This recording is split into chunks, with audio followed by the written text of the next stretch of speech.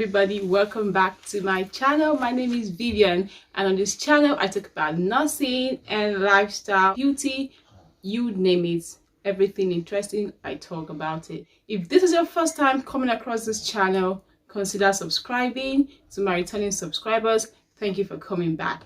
Today I'm going to be talking about childcare horrors in the UK. Are you a nursing mother? You have children? Are you a nurse? Do you work 8 to 5? Do you work night duties? Do you ever have a need to keep your children with childminders all day? Then this video is for you. Let's get right into this video. It's a very sensitive situation, a sensitive topic, but then I have to speak about this just so you are prepared for what you're getting yourself into with respect to childcare in the UK. I know in my previous videos I've talked about childcare in the UK and various methods by which you can care for your children in the UK.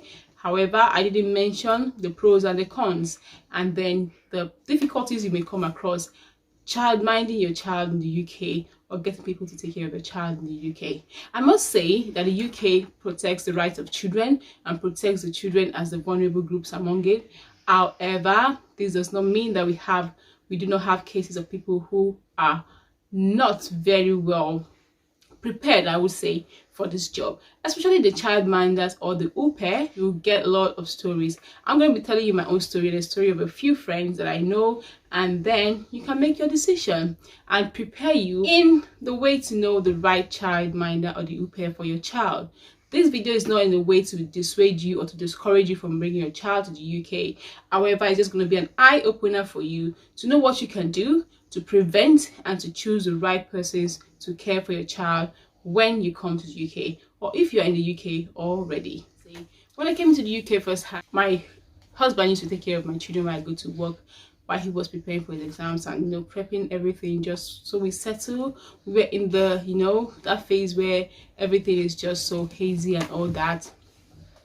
And then he got his first job, and then we were sorting it out between ourselves with him working, I not working. He was going to work, I'll be at home and all like that. But then time came when he had to start his job, his profession properly, and staying at home was not an option. We needed a childcare, and that meant we started looking for people to care for our children.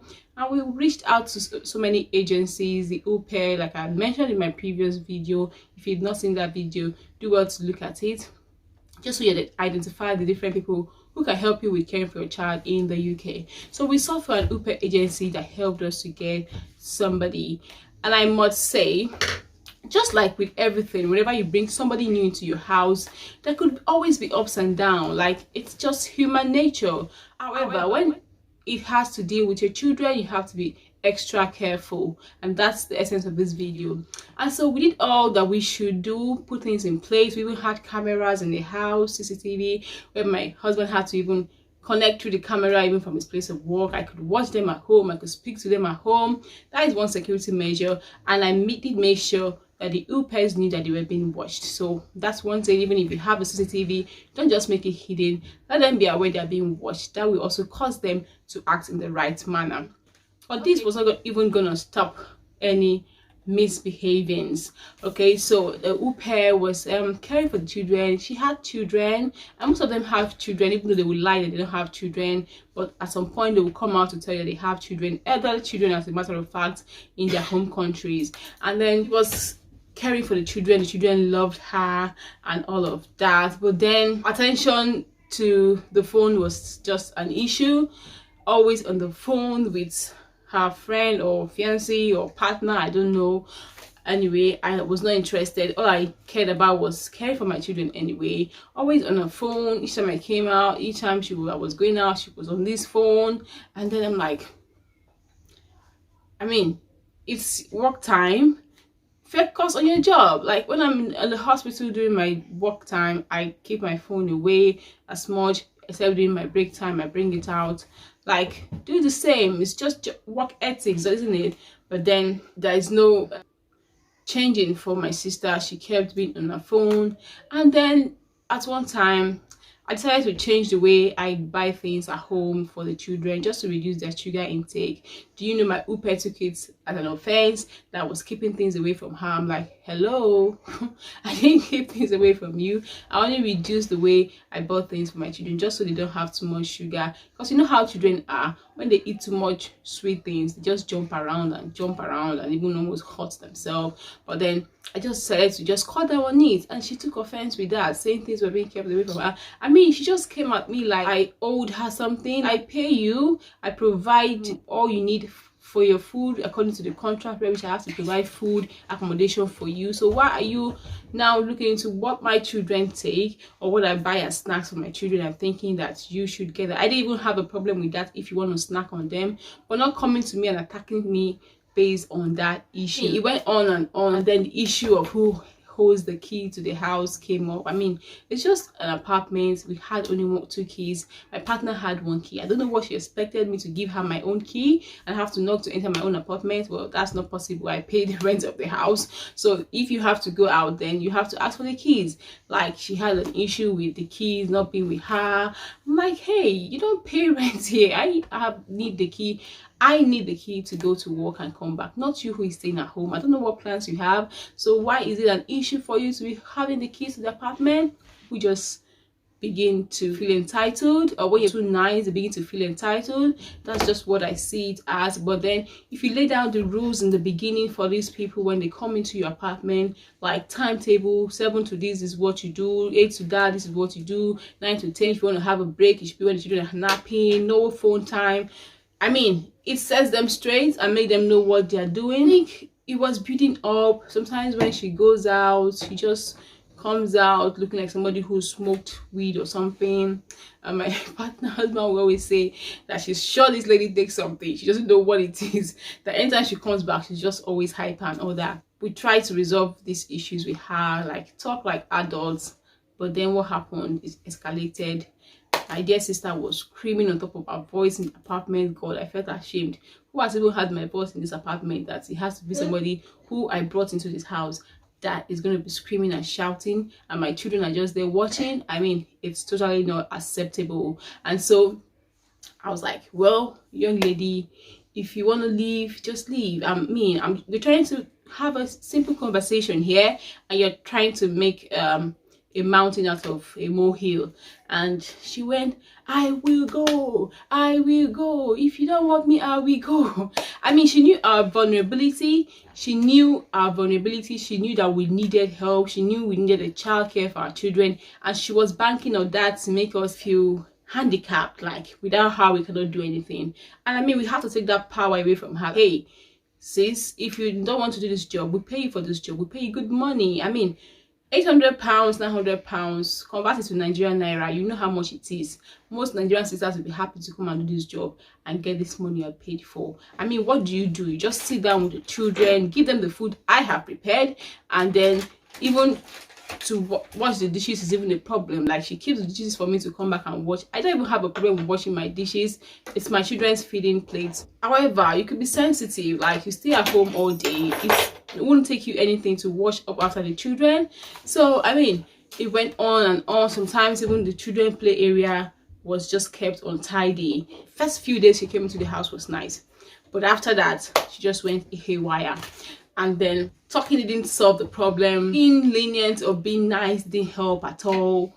It just like as if it wasn't the whole situation. Well, I'm really done.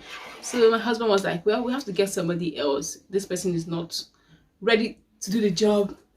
And then one morning I was about going to work, and as usual I would knock at her door by 20 minutes, I mean like 15 minutes past 7, and like, hey, hello X, I'm going to work now, the children are sleeping. And then I knocked on her door the first time, silence. I was hearing the winding noise from the window, so I was thinking maybe it's a noise. I kept doing what I was doing, you know, just waiting for her to come out so I can give out my message and go straight to work.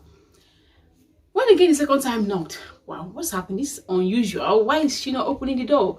When again knocked the door the third time, and I said, wow, I need to open this door. Like, lady, I'm getting late to go to work, let me find you out. And I opened the door, and you won't believe what I saw. The house was empty. She had left the apartment, taking her loads, everything, left everywhere without even telling me. Like, I remember for the first few minutes I panicked.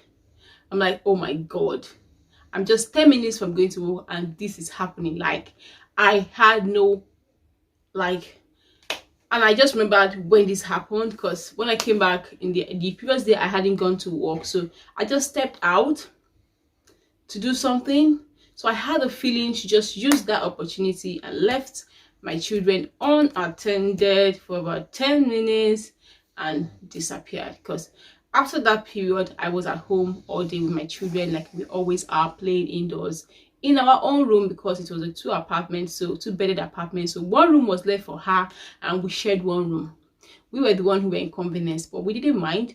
And then, so I'm sure she must have used that opportunity and left. You know, normally she's always in her room on the phone making her calls, just quiet like that. So I didn't even sense anything that happened until the next morning. It was just like a normal day, like every normal day we had at the home. And then I just discovered she had gone. First thing I did was to call my hospital, call my maid sister in charge. I don't know if I'm able to come. My childminder has just bailed on me. And then I called a friend, another friend, and then one was happy to have the children that morning. And I just drove her up to her, kept the children with her. Well, I had prepared my children's meal for the day anyway, so it wasn't so difficult. I just got them up, gave them the bath, dressed them as usual, and took them to a friend's place. And then we came back from work, and then I called my hubby and said, see what has happened. And he was like, what, blah. You know, God, I mean, it's so easy to talk about it now, but when it happened at the time, believe me, it was terrible. It was a terrible experience. I do not pray it for any other person. I called the agency that gave her to me. I was like, and this lady had not worked the end of the month, and I knew she would come for her money. You know, she had the gut to call me, send me asking for her money. I'm like, well, I don't owe you any money, but I know if you want your money, you should come and meet me and get your money. After I pay you your money cash anyway. So you don't expect me to transfer your money to somebody else. So she called me to the guy she went to live in his apartment, asking me to pay her wages through his account. I'm like, hello, lady, I do not know this person. I do not care. If you want your money, you have to come get your money. She even had the gall to tell the person to call me. I'm like, hello, excuse me, I don't know who you are. I have business with XY person. If she wants her money, she should come and get her money, or give me an account that bears her name. That's the only way I could pay her. I wouldn't want somebody to come tomorrow and say I owe her one money, blah, blah, blah, blah, blah. I was not interested in all that. So, I mean, she called her agency and I just said, well, I've told her my condition. I'm going to pay her money like I pay her every time. But I was not going to pay that money to somebody else who she was giving me his account as her agent now. Anyway, she did send the account, open her account, I guess, with the help of the guy. And I paid her money and she left. So I just arranged my roster again with my managers for the week. I think I was given a week annual leave after that event, so I could stay with my children until I sorted myself out. So my hubby had to come back from work where he was working, and we started looking for somebody else. Trust me, it was hell. I don't know how you feel waking up one morning and just discover that the balance that you had has been tilted, like, and then what you thought was working was not going to work anymore. Anyway, that was childminder number one. Childminder number two was a very nice lady. She was a nice lady. She was a Christian. She was quiet, simple, down to earth, with a soft voice. We never think she would hurt an aunt. And she was nice. She was nice. She was nice, actually. She was good. She went out of her way, cleaned the houses, even was teaching children manners. I mean, like, I felt like I saw my mother in her, or even my mother-in-law, because she was hardworking, she was caring, and all that. And then she even shared a very touching story with us about how she had an illness, which I don't want to mention because she could watch my video and see I'm talking about her. But then she shared a very personal story with us and how she has taken it upon herself to go out and walk to help her children, and it was touching. Like I cried, literally cried the day she spoke about her illness, because for somebody who was going through all that, still to be able to be down to earth and do all the things that she was doing and the job that she was doing and even seeking to make us healthy, like, I must give it to her. She was a good person. She even taught me a few tricks in the kitchen. Anyway, fast forward to when things began to go haywire. Sister says she's got a new job. Well, I always believe that is when a man comes into the whole situation that they always turn around. The previous sister obviously had a relationship and then she went haywire. Good sister came in. She was nice down to earth, but then she came in one day with flower. You know how the wives give you a bouquet of flower, fresh flower, nice looking roses, and I'm like, flowers are coming in, something is going on. I hope we're gonna be at peace. Anyway, fast forward to like 2 weeks after, auntie says she's got a new job. Probably uncle has asked her to move in with her, and then she didn't know how to tell us, say she has a new job. She just wants us to get somebody else before she moved, blah blah blah. My husband was like, if you want to move for a new job, don't say because of us you're going to keep your job, just go. And she was just, you know, trying to be nice and all that. She will stay back, at the same time trying to be wise to make up money for the end of the month before she leaves, of course. And my husband, somebody who doesn't take rubbish, he just said, well, I know what you're talking about, but my point is my children are my priority. If you want to leave, you need to leave, and leave now. Like, leave when, tell me the date you're leaving, blah blah blah. He just put words in her mouth and made her come out to say, okay, I'm going to leave on so day. On the day auntie decided to leave, I mean, she just came up with some outrageous amount of money she was supposed to take. Like, this is somebody who I made her hair, like I did serious Ghana weaving, beautified her. I did not even collect shingban from her hand. I didn't collect a kobo. I didn't even charge her. Like, I do things like free for her. We go shopping for her own things. I buy things for her, personal things which are not part of the contract for her, based on she's a good person, better person, and gave her things. And still, on the day she was going, she was making a mountain hill out of, was it 10 pounds? And she was screaming and shouting like, I'm like, what happened to my quiet sister? Like, I was in shock. Like, people can actually change. This is somebody who, if anybody told me that she can raise her voice, I would say blah blah blah. And my husband was like, I didn't even know what something had happened the night before she left. Probably auntie went out to meet the uncle that she wanted to go and meet, and because I was the one who was supposed to drop her at the transport place the next day when she was leaving. So my husband told me in retrospect that she went out the previous night and did not come back until 6 a.m. because I was on night duty. And me came back thinking I was still talking to a normal human being and I was being nice and I was smiling with her. I didn't know she had kept my husband awake all night waiting for her to come back from her escapade. So auntie, look, I have no issues with people having relationships, but then we have to do things as adults. If you have a relationship, fine. I mean, it's a matter of letting your employer know. My husband even said he told her, if you don't have to come back this night, you don't need to come back. I like, it's something you can do. You don't need to come back. Just stay back and enjoy yourself. Tomorrow morning, you come back. Well, she was like, she's going to come back. Okay. And the poor man kept waiting for her.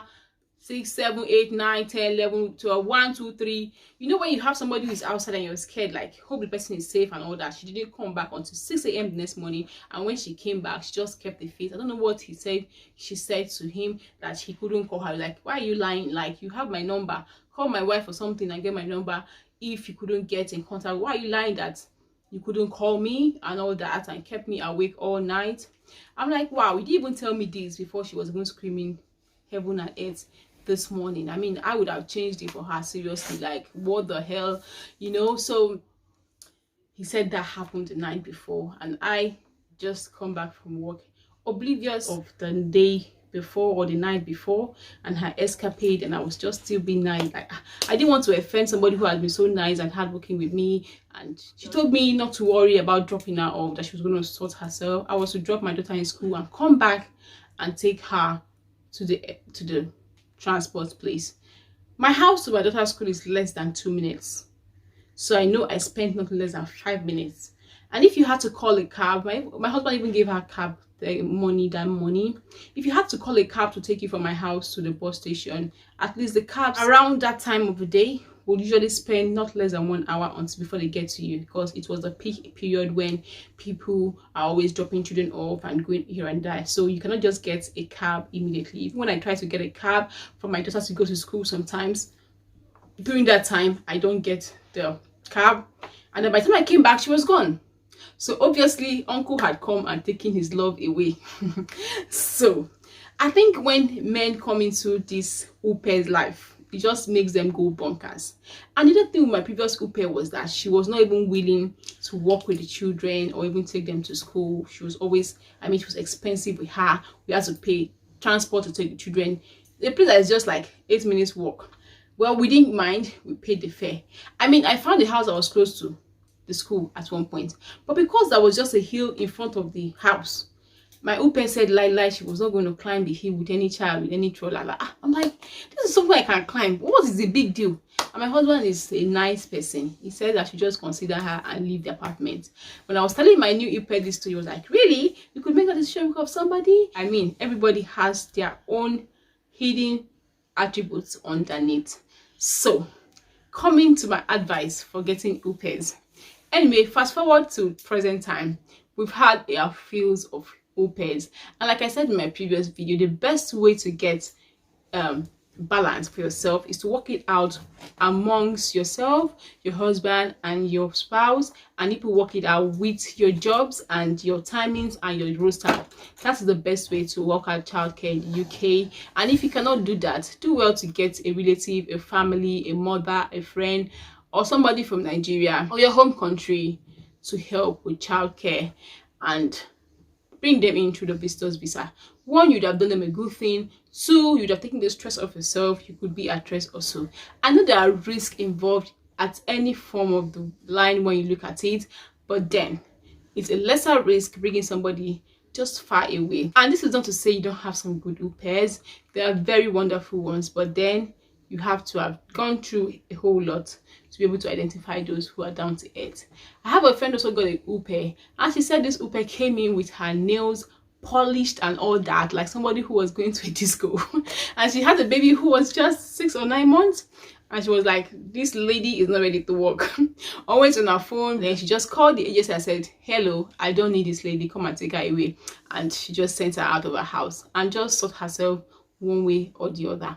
So my point is, by their parents, you will know them. I mean, they don't have to have spent 1, 2, 3 weeks with you for you to have identified that this person has a problem. Once you identify it, nip it at the bud immediately. And if you nip it at the bud and it does not stop, send them out and get somebody else. It's as simple as that. It's a job. Even in the UK, in the hospital, when people don't do their jobs properly, you give them warning. So give them the benefit of the doubt. They could just be excited. However, when you give them corrections and they do not take the corrections, they will never change. Nip it at the bud and push them out.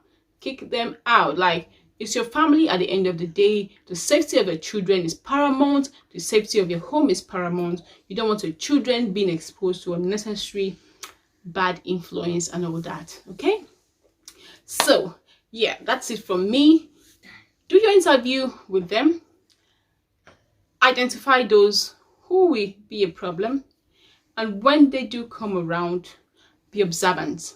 And when you do notice any form of negligence, of not being attentive, of not sticking to the rule of the book, nip it at the bud. Give them a timetable that they should work by and rules they should work by, and if they do not work by this rule, sort it out immediately. Okay? And I wish you success in your childcare challenges. If you have any childcare stories or house help stories from Nigeria or in the UK, do well to share them in the comment section and let's have a discussion. And I'll see you guys in my next one. However, I do want to say that I'm going to be doing a question and answer on UK nursing and life in the UK and nursing in the UK, and a question and answer about myself. Any questions that you want to ask, do well to ask them either on the Facebook page, on this comment section, or the Instagram page, and I'm going to come back to you guys answering all your questions. I'm going to pick up the questions I've had already over the time, but this is your opportunity to ask all the questions you want to ask, and I'll do my best to answer them. Don't forget to like this video, hit the subscribe button, hit the bell notification down there so you don't miss any videos I post subsequently, and I'll see you in my next one. Thank you as always. Love you.